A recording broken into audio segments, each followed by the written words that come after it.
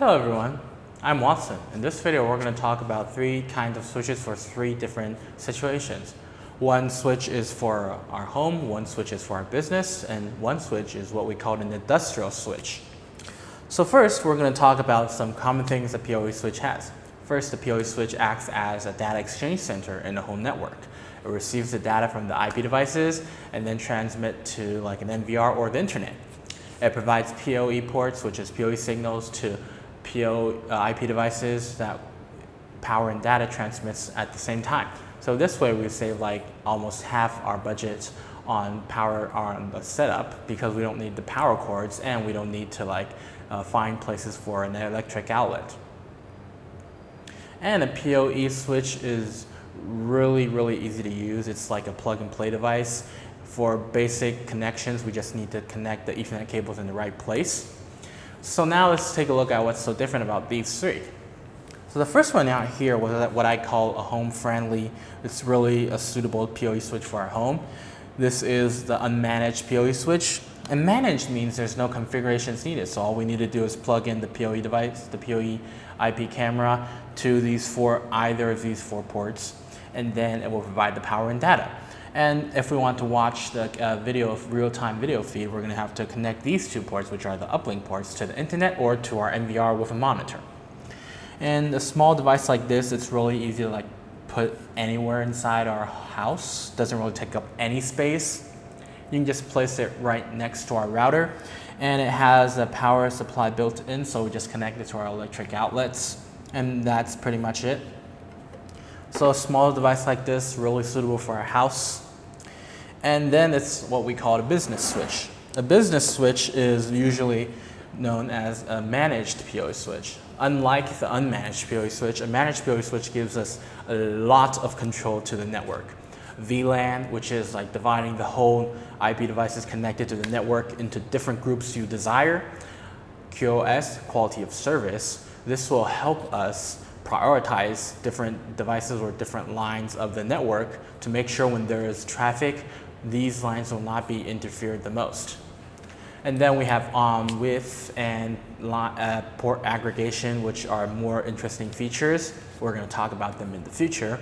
And a managed PoE switch, like all the PoE switches, plug and play device. So we just plug the PoE devices here. And if we want to manage the PoE devices, and the whole network, we're going to need to use like a computer or something, connect to it, and go to its IP interface, and then we can, do all the customizing. And it has indicators right here in the front panel, so you can have a quick look and monitor the basic status of the network. And this one right here also has like SFP ports. So for like managed PoE switches, sometimes one is not enough for a very big corporation maybe.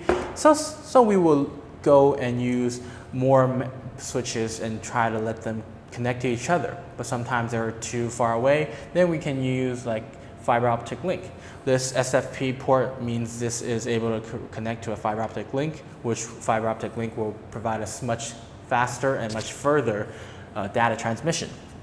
And like all the ports, it has, this one has 8 ports, and we just connect the uploading port to any one of these 8. This one is not the uplink port. This is a console port, which is basically also used for configuring.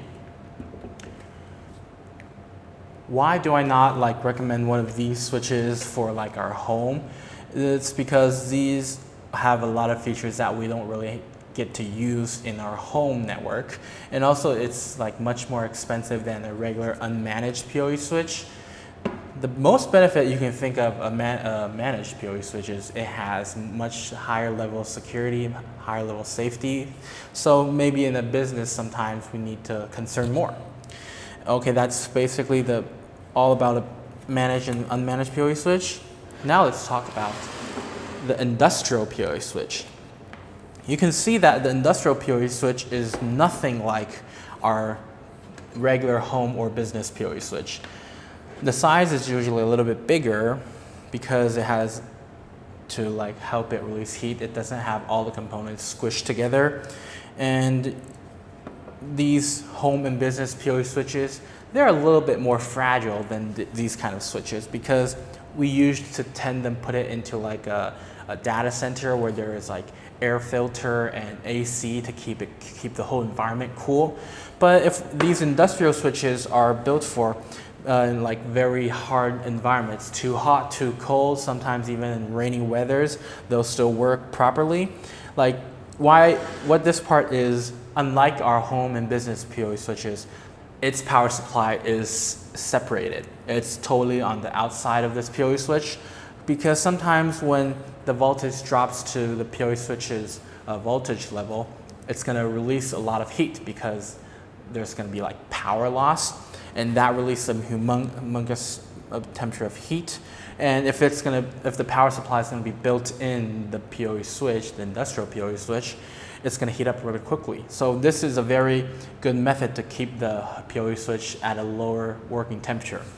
And usually our daily business and home PoE switches work from a range from -10 to 40, and this one has a much more wider working range. Alongside from those, it's just nothing more different than a PoE switch. PoE ports to connect to IP devices, and we have SFP module ports to connect to an SFP link, fiber optic link, and a little indicator for here to quick monitoring our whole network status. And better part about these industrial ones, it has a DIN roll rack on the back, so when we have a DIN roll rack around, we can put it on and make our home network more tidy.